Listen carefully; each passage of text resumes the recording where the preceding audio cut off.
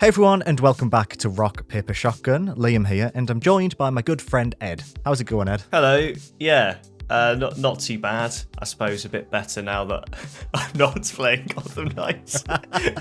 As implied, we are talking today a little bit about Gotham Knights, and specifically the lessons it didn't learn from the Arkham games, and why that's important and why it should be talked about. So, Ed, you reviewed Gotham Knights for the site. We played some in co-op in what I would probably describe as the dullest 2 hours of my week so far. What are your general thoughts about this game? So I think without being really, really horrible about it, I think it's not a very good game. Is the most basic thought that floats to mind here. It feels like a real muddle. It's very hard to see how it's been pieced together. It's got some like live service elements, some like lootery bits alongside what feels like it should have been a single player component, kind of all smashed together, and you can't really tell what came first, whether development kind of stalled and things changed. So there's all of that to contend with when you're playing, and just very small details, which we'll dig into, I'm sure, to do with like the currencies, the crafting, little things like camera angles when you're fighting. You're just forced to do things that are very dull, and it all just adds up, not even slowly, it's like quite quickly, only a few hours in, where it just starts to grind you down. And that's a shame, because I actually think the universe, like the city itself, is quite well realised. Like, it's quite a cool space and it looks pretty good.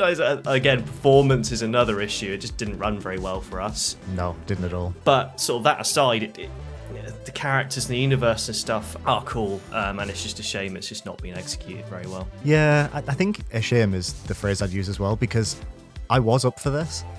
Part of me was really hoping that it would come out of the gate swinging and that I would be really into it and it would be like a fun little thing to pick away at over the next few months, and it just didn't hook me. And I really did give it a God's honest try.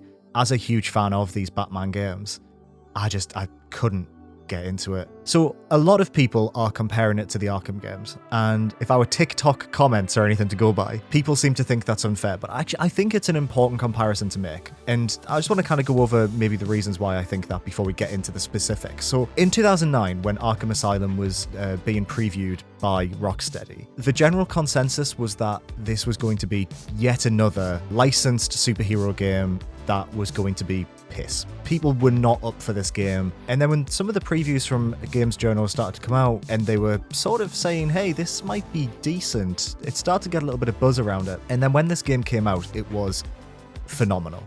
You know, people were not expecting something that was so tightly designed, had such an incredible structure. You know, you had this asylum that opened up slightly as you got more abilities, Metroid style, and the representation of the characters was really strong. The way that they gave you this rogues gallery to fight against, and they brought back all the voice actors from the animated series, which was really beloved at the time. And this game came out, made such an impact, and then Rocksteady followed it up with Arkham City, which again was really good, and Arkham Knight. And then we never really got anything else after that. But these three games basically redefined what the template should be for superhero games moving forward. And we saw it emulated everywhere. And not just in superhero games either. It had such a profound impact on action games, things like Sleeping Dogs and the Shadow of Mordor games. Those games, you know, use a lot of the things like the combat system from the Arkham games. But even something like Insomniac Spider-Man, that doesn't exist without the Arkham games. The combat in those games, the reverence it has for its source material, they are lessons learned from Rocksteady's games. And when you look at Gotham Knights, you probably expect it to follow that template, because not only is it a game in the Batman universe, but it's a superhero game. And also, I think it is probably worth mentioning as well that Gotham Knights is made by the same team who made Arkham Origins and the DLC for Arkham Knight. This is a team who worked on the Arkham games. They have experience in this universe. This isn't set in the same universe. They were really clear about this. You know, Batman dies at the start. Barbara Gordon is Batgirl here. She's not Oracle. This is a different universe, but it even looks the same. It's hard to look at this and not think it's a continuation of the Arkham series. And I think by all of these merits, I think it does invite comparison. And as a result of that, I think it's impossible to play this game if you're a fan of the Arkham games and not think about the lessons it hasn't learned from that series. And for me, this was my biggest criticism of the game. I think it looked at the Arkham series. It sort of took elements of it, but not the right ones. To Gotham Knights' credit, yes, Gotham City looks very nice. I think it's quite empty. I think there is not a huge amount of things to do in it. But I will say, it's more alive than it ever was in Arkham Knight. You know, Arkham Knight is the game that basically evacuated all of its citizens to make the city empty. But the main thing is that I think a lot of this game just struggles to find a sense of identity of its own, which is a big problem. And also, it didn't carry over these important elements from the Arkham games that I think not just a Batman game should have, but any superhero game should have. So I think we'll start by talking about the combat, because that for me was the biggest problem. How did you find the combat to start with? Yeah, I think it says it all when you said the word combat, and I physically just recoiled. I saw you in my roll your chair, eyes. just sighed. Again, I was sort of fully prepared for something along similar lines to the Arkham games, something weighty and responsive and looks cool, and you feel powerful. Unfortunately, there's not a lot of that. Perhaps the only positive I can sort of think of for the combat is you do actually look quite flashy. Yeah. There is a certain level of kind of athleticism to your moves as you switch between the four characters. They do have distinctive flips and kicks and things like that. But aside from that, there just feels like there's a real delay to any of your punches and your kicks. Largely, combat is just smashing the attack button, and that's just taught to you in the tutorial as well. I thought if I dig into the tutorial, I maybe I was missing something. There was something there. I was missing, precise blocks or parries or things like that. There really isn't any of that. That you can do these precise timed dodges, but they're quite hard to pull. I don't really understand the timing there, and your reward for doing them is just a big hit that doesn't really feel powerful anyway. So yeah, the tutorial largely just teaches you to smash X as fast as you can. It's not even a joke. It genuinely... No, it literally does, yeah. It's It's ridiculous. I found the enemies quite samey. A lot of the same sort of mobs. It just throws kind of waves of guys at you with baseball bats and stuff. And then as time goes by, they just become more annoying. They're not particularly challenging, I would say. They're more annoying. You've got guys with guns who'll just sort of stand back, and obviously they'll shoot you, but they sort of take their time about it, and if you get hit, you get staggered a bit. It's like it just breaks that rhythm for you. It'll often throw massive enemies at you. They've just got really sort of obviously structured elements to them where they have 2 attacks, and they'll just spam those attacks, and you've got to break their shield by holding your attack button and then hitting them a bit, and then it will reset, and you've got to kind of rinse and repeat this process. And then there's the ones that are worse than that, the bigger ones, where you've then got to use your special ability to hurt them, and they're just those other enemies, but worse, slower. It's so bizarre. It's really odd. I think the numbers game, because again, this is another thing about this game, which it didn't need this, where you hit an enemy and numbers pop up. It's got numbers. It's one of those sort of games, and that I think contributes to weightlessness, especially if the sort of the physical elements of your attacks lack weight, then the numbers are going to make it worse. Like in Destiny, that game has numbers, and when you shoot someone, it feels great because the guns feel great. Yes, and absolutely. I suppose there is the larger element of the numbers playing into the loot. It gets the whole loot system right. Whereas in this, the numbers feel detached because your combat feels a bit detached from it, and it just doesn't add up. I completely agree. It's all about weight and rhythm. And maybe there's a version of this where the numbers don't matter, because you are right about Destiny. That game feels amazing. Every single shot feels fantastic. For me, the problem was that none of these heroes feel capable. Yes. And I think there's something about playing a video game where you're assuming the role of a superhero, especially pre-existing ones, where that capability needs to come across through the animation, through the weight and the heft of your attacks. And I'm going to go back mainly to Insomniac Spider-Man here because I think it's a better comparison than the Batman Arkham games. Because, Batman is a tank. He's this huge, meaty guy.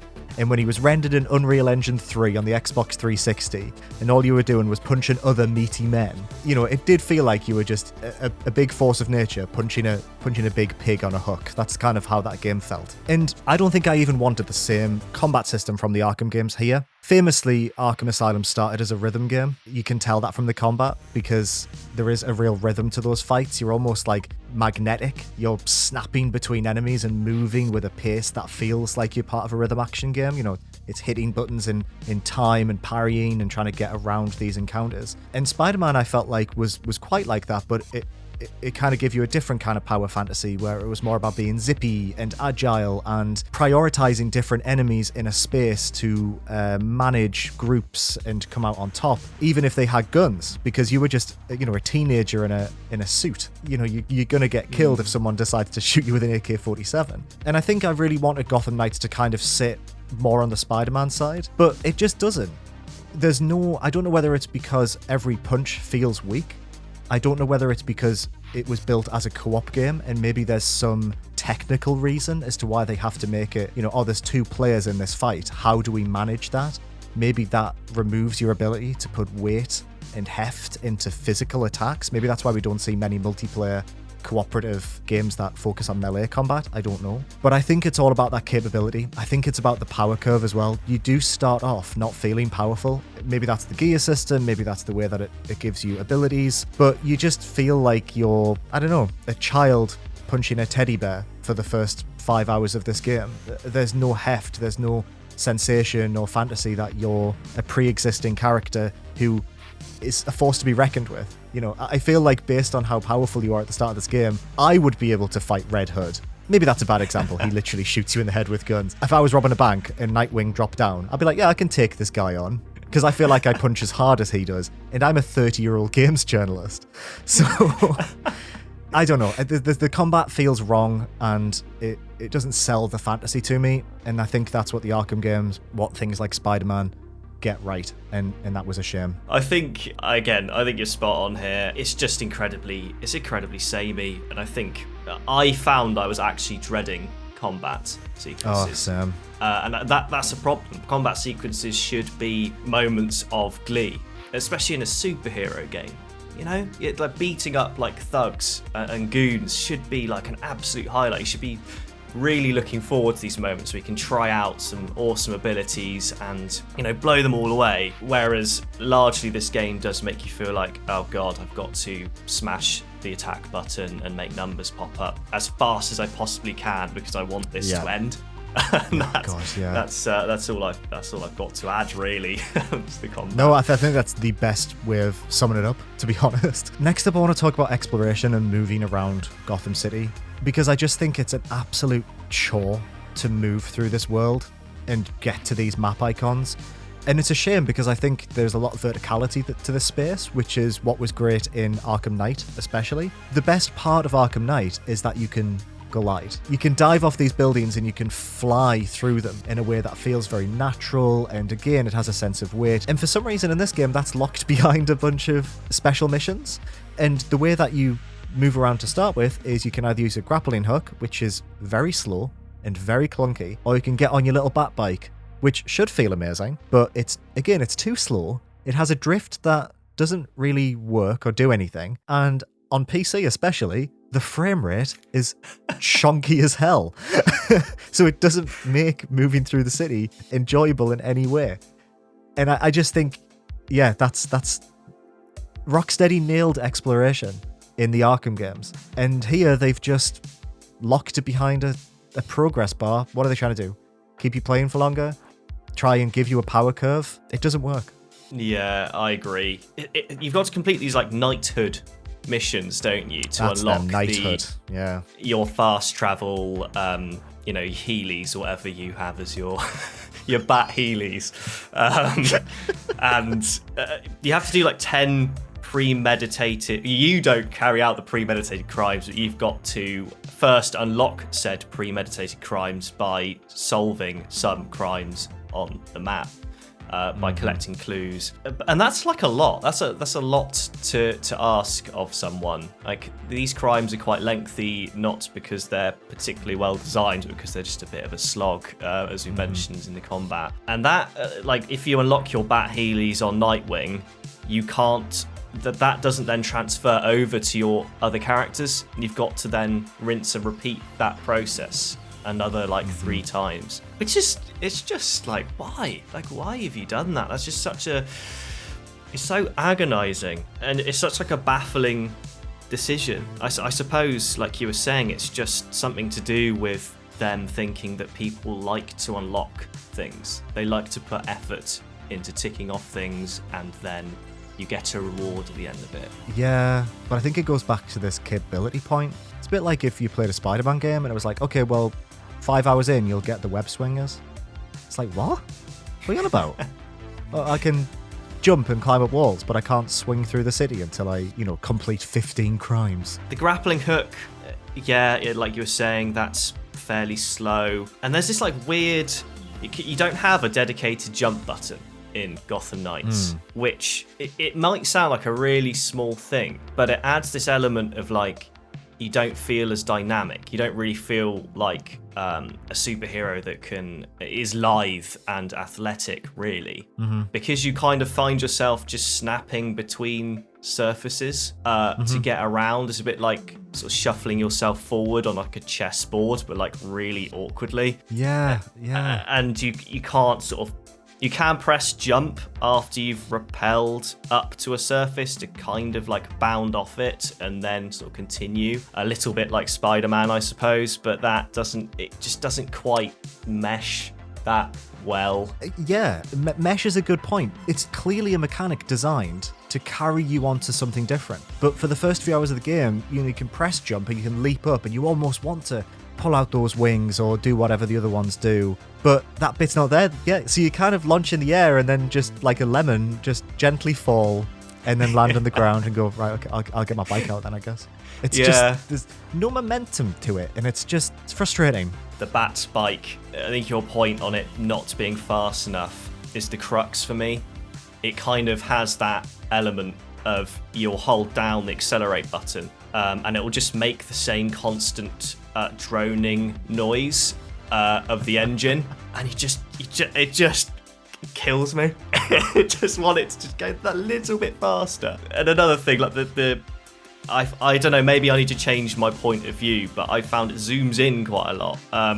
It doesn't sort of zoom out. I find it if it zoomed out, I would really maybe get a better sense of like, wow, I'm traversing, here's Gotham, and I'm traversing this city at speed, perhaps. I'm no game designer, so that might not work, but I would love it for it to sort of pan backwards, whereas instead it kind of just zooms in on you, and I find that's just, for whatever reason, it doesn't work for me. No, I agree. The game really wants you to spend a lot of time looking at Red Hood's arse, clearly. Moving on to story. So I personally didn't like the story. You mentioned in your review as well that it didn't do anything for you. I've seen some other people say that it worked for them, and I think that's great. I think this is maybe one of the more contentious aspects of the game. For me, though, I feel like the way it's told is a bit clunky. And again, compared to things like the Arkham series, which told its stories over the course of one night, where it really showed you how these events were taking their toll on Batman as an individual.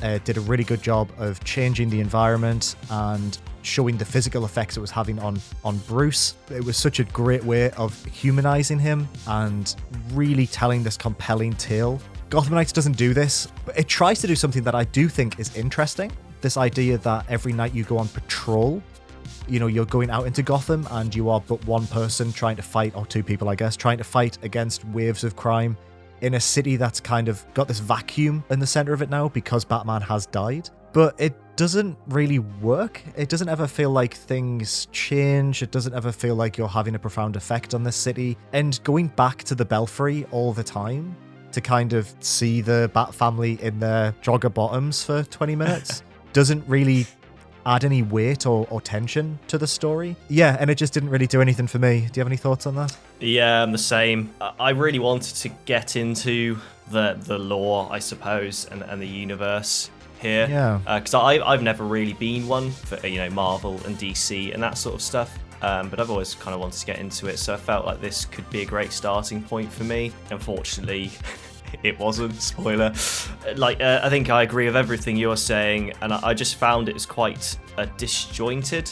I would have much rather have just had just one storyline to follow, one sort of thread. And whether that's because they've committed to the patrols, and kind of the structure of it, you're kind of having to constantly go back into the night, so things kind of reset a little bit. They've kind of committed to the disjointedness of it all. Yeah. And another, I keep saying disjointed, but they introduce a lot of characters quite quickly. A lot of baddies, like Mr. Freeze or whoever else, I can't remember.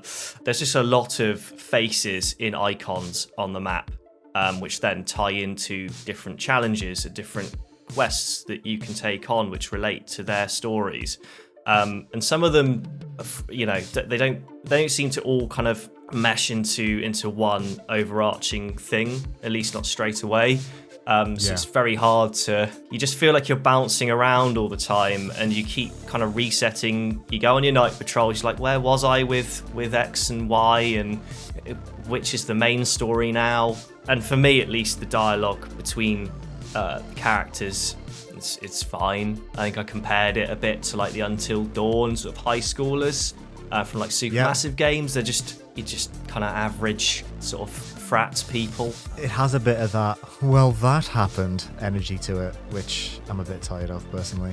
Yeah, and I suppose some people would be really into it, and I totally understand that. I just don't think, none of it really clicks for me to the point where cutscenes and stuff, I just didn't.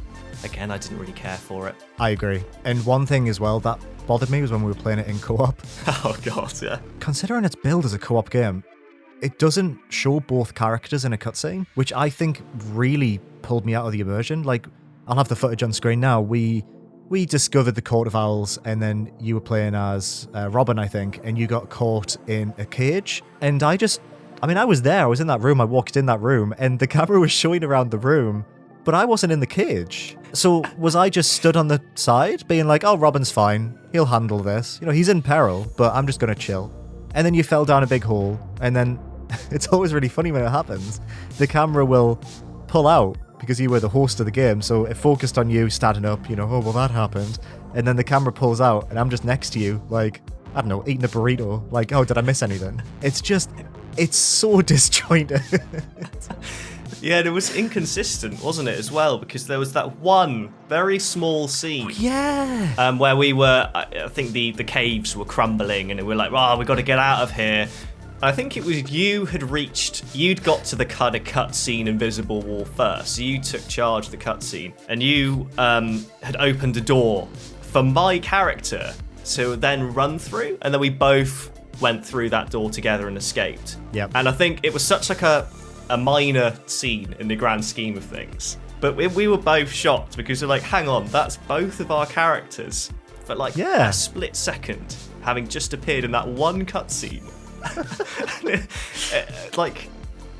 Again, it's just baffling. Like, why were we not both in other far more major cutscenes together, and then all of a sudden we appear in that really small one? Again, it's even more immersion breaking. Because you're like, well, this makes zero sense. Are we in the same universe together or not? It's a really good point. Yeah, we were more shocked that we were on screen together. We were like the Leo pointing meme. Both of us were like, that was me! I opened that door for you! What's going on? And that's bizarre, because we're meant to be on an adventure together, and I don't know. Anyway, moving on. The way that lore and Batman history is conveyed to the player in this game, I think is absolute piss. And this is something that you pointed out straight when we started playing together. We were in the Iceberg Lounge about to go see the Penguin, and there was a bunch of cabinets with objects in them, and you were walking around and you were pressing X or whatever, and it was bringing up a bunch of Arial font text in the top right-hand corner, just giving you a lore dump about what you're looking at. Now, this bothers me because, again, the Arkham games, they perfected how to convey and almost test the player more niche aspects of the Batman history.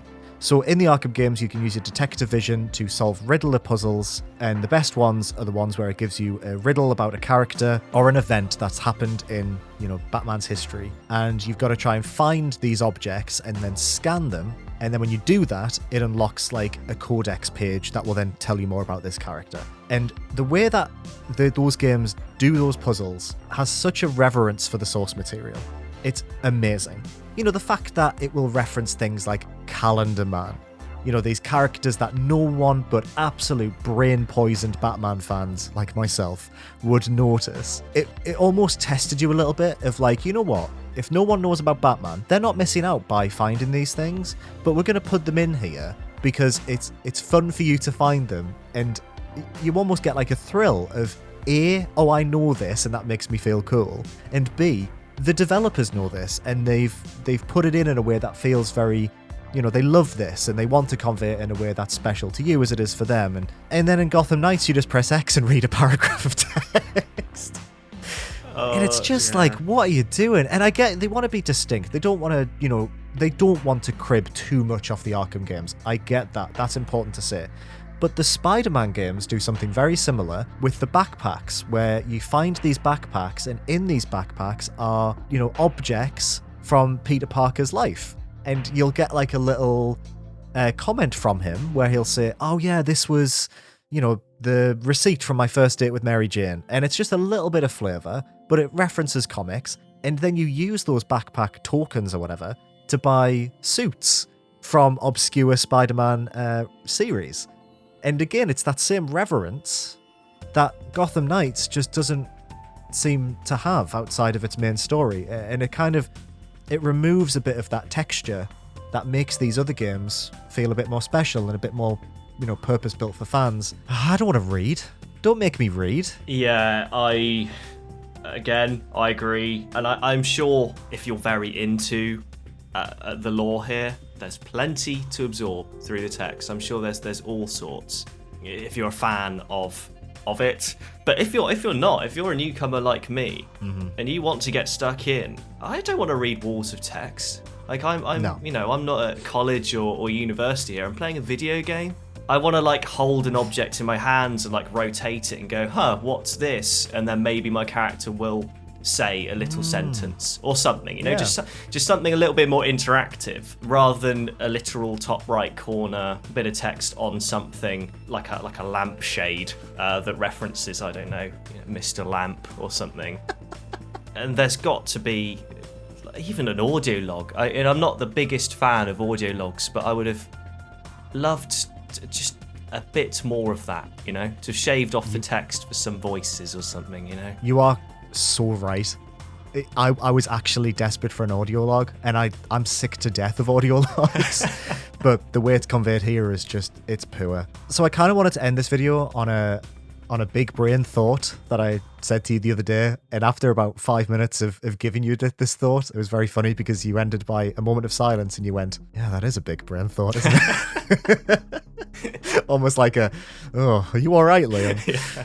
So all I kept thinking when I was playing Gotham Knights is that the story of Gotham Knights revolves around the death of Batman, who dies at the very beginning. And the whole game is about 4 people who are trying to live up to the mythos that is Batman. And they don't feel like they're capable enough to take on the role of this hero, this protector, this legend that kept the people of the city safe. And I just kept thinking that Gotham Knights as a game feels like it's doing the same thing. It's trying to live up to the mythos of the Arkham series. Literally games that had Batman in them. Every single part of it is trying to live up to that, and it doesn't feel capable. But the problem is that it never actually has a satisfying moment where you think, you've done it. You have lived up to that. You've carved out your own niche. You don't have to be Batman. You can be your own thing. Instead, it always feels like a poor imitation of Batman in a way that's never satisfying and never gives me that sense. I'm not really talking narrative-wise either. I want to feel that in the palm of my hands. I want to feel that through game feel. It never happens, and